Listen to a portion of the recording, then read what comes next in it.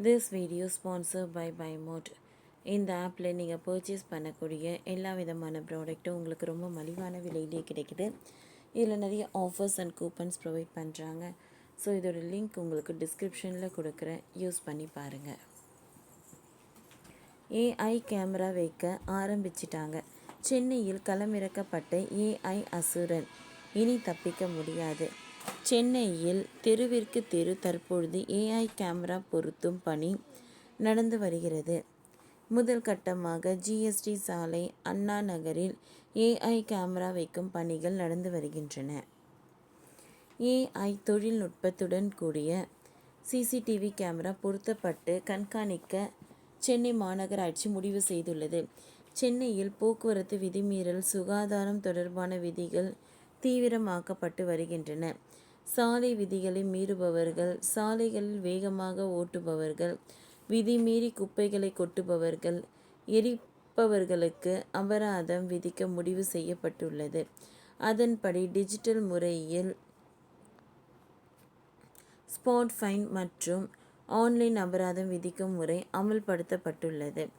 போக்குவரத்து விதிமீறல் செய்பவர்களை பிடித்து அவர்களிடம் அபராதம் வசூலிக்கும் நேரம் செலவழிக்காமல் அவர்களை ஃபோட்டோ எடுத்து நேரடியாக அவர்களின் வாகன எண்ணில் இணைக்கப்பட்டிருக்கும் விலாசத்திற்கும் ஃபோன் எண்ணிற்கும் அபராதம் அனுப்பப்படும் முறை கொண்டு வரப்பட்டுள்ளது. உதாரணமாக, நீங்கள் வேகமாக ஹெல்மெட் போடாமல் பைக்கில் செல்கிறீர்கள். போலீஸில் உங்களை பிடிக்க முடியவில்லை என்றாலும் அவர் ஃபோட்டோ எடுத்தால் போதும், அபராதம் உங்களை தேடி வருகிறது. பெங்களூர் போன்ற நகரங்களில் ஏற்கனவே இந்த முறை நடைமுறையில் உள்ளது. ஆனால் சென்னையில் இதில் கூடுதலாக ஒரு வழிமுறையும் சேர்க்கப்பட்டுள்ளது. சென்னையில் போலீஸ் மட்டுமின்றி மக்களும் ஃபோட்டோ எடுக்க முடியும். மக்களும் ஃபோட்டோ எடுத்து ட்விட்டர் பக்கத்தில் பதிவு செய்ய முடியும்.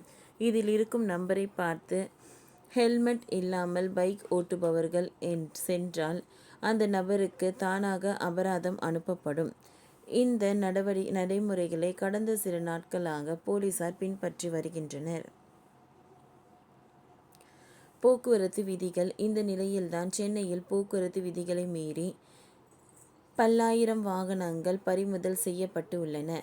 அதன்படி பல்வேறு விதிகளுக்கான வேகமாக ஓட்டுவது, லைசன்ஸ் இல்லாமல் ஓட்டுவது, டிராஃபிக் லைட்டுகளை பின்பற்றாமல் இருப்பது, கோடுகளை மதிக்காமல் நிற்பது, ரேஸ் கோடுகளை மதிக்காமல் ரேஸ் டிரைவிங் செய்வது போன்ற காரணமாக வாகனங்கள் பறிமுதல் செய்யப்பட்டு உள்ளன. அதன்படி சென்னையில் விதிகளை மீறிய 12,600 பேரின் லைசன்ஸ் முடக்கப்பட்டுள்ளது. இதில் 50% பேரின் வாகனங்களை பறிமுதல் செய்யப்பட்டுள்ளது என்று சென்னை போலீசார் தெரிவித்துள்ளனர்.